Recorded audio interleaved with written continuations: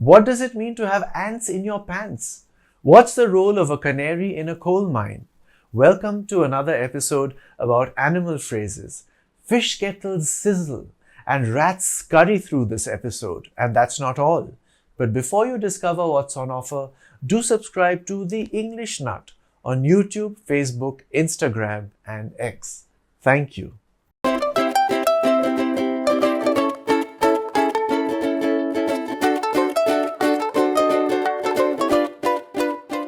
A different kettle of fish. This odd kettle is used to describe something that is completely different from something else that is being discussed. It's thought to come from the British tradition of outdoor fish fries. A kettle is a large utensil in which the fish were fried at picnics.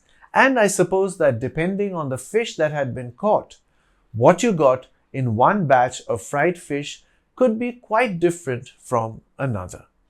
We can all sing in the shower, but performing on stage, now that's a different kettle of fish. Sure, I can cook pasta, but ask me to bake a cake and we're looking at a different kettle of fish. The new proposal is quite a different kettle of fish from the last one. If something's not quite right and you suspect foul play, you smell a rat. Why a rat, you ask? Well, we tend to be repulsed by these critters that carry disease and sneak around in drains and other dark places. Cats are known to be able to sniff them out and hunt them down in their hiding places. That may be the origin of the phrase. The deal was too good to be true. He smelled a rat and decided to investigate. When the politician promised the moon, the voters smelled a rat and called for transparency. She said she was going to a friend's house to study, but her mum smelled a rat when she saw the party dress she had packed.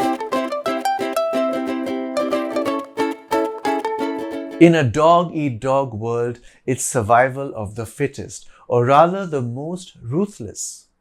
The phrase originates in the Latin proverb canis caninum non est, which translates as a dog does not eat the flesh of a dog, which means precisely the opposite of the present-day dog-eat-dog phrase. How did the phrase turn into its opposite? Well, here's my theory.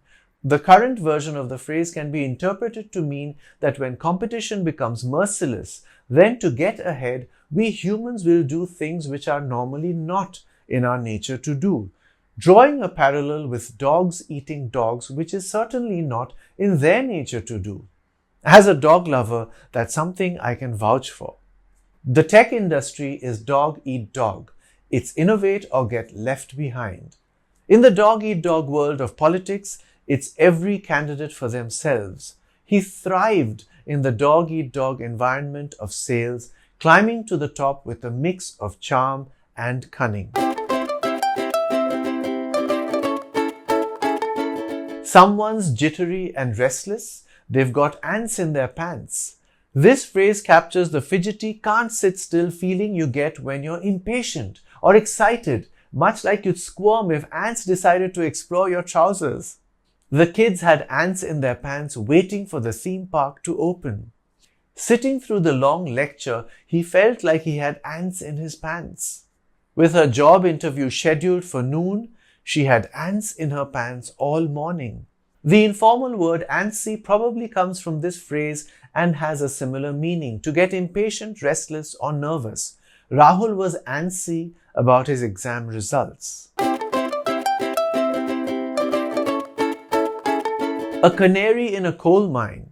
This phrase has a grim history, stemming from the days when miners carried canaries down into the mines to detect carbon monoxide. If the bird, which is more sensitive to noxious gases than humans, collapsed, miners knew that they needed to quickly leave the mine. In the world of startups, the first company to fail is like a canary in a coal mine, warning others of market dangers ahead. The Arctic is the canary in the coal mine when it comes to global warming. The sudden drop in sales was the canary in a coal mine that signaled the coming economic downturn. While we no longer use canaries for safety checks, their legacy lives on in this phrase, reminding us to heed early warnings. Ever met someone as stubborn as a mule? Well, make way for pigheaded, which I assure you has nothing to do with the intelligence of our porcine pals. Instead, it's all about being unreasonably obstinate. He was pigheaded about his diet, refusing even a sliver of cake at his own birthday bash. The negotiation was tough. The clients were pigheaded about the terms, unwilling to budge an inch. Despite the clear evidence, he remained pigheaded, denying he'd taken the last cookie. Pigs are actually quite smart and can be trained, but when they don't want to move, good luck convincing them. Hence the term. Alright, let's quit the pleasantries and talk turkey. A phrase that means to discuss something honestly and directly.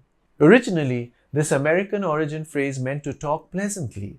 It could have originated in the American celebration of Thanksgiving, where it's traditional to eat turkey. It may have referred to the agreeable conversation had by the family around the dining table. But then, for some reason, it started referring to blunt talk, which is not necessarily pleasant. No more beating around the bush. It's time to talk turkey and finalize this deal. After the pleasantries were exchanged, they sat down to talk turkey about the company's future. She appreciated it when her mentor skipped the fluff and talked turkey about improving her writing. The phrase cold turkey has a different meaning to quit something like smoking abruptly. And just like that, we've darted through the delightful world of idioms with the agility of a cat on a hot tin roof. So the next time you hear someone being pig-headed or spot a canary in your metaphorical coal mine, tip your hat to the rich and quirky heritage of English animal phrases. Let me know your thoughts on today's topic in the comments section. Until next time, may your conversations be a different, more delightful kettle of fish. I'm the English Nut. Bye for now.